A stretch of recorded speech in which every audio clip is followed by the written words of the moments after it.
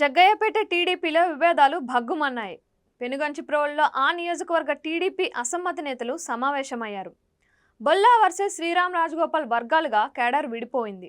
తెలుగు యువత రాష్ట్ర అధికార ప్రతినిధి బొల్లా రామకృష్ణ ఆధ్వర్యంలో టీడీపీ ఎమ్మెల్యే శ్రీరామ్ రాజగోపాల్ వ్యతిరేక వర్గం సమావేశమైంది.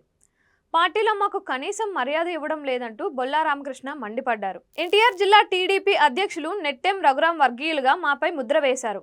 శ్రీరామ్ రాజగోపాల్కు అధిష్టానం టికెట్ ప్రకటించిన తరువాత ఇంతవరకు మమ్మల్ని కలుపుకోకపోవడం లేదని ఆగ్రహం వ్యక్తం చేశారు.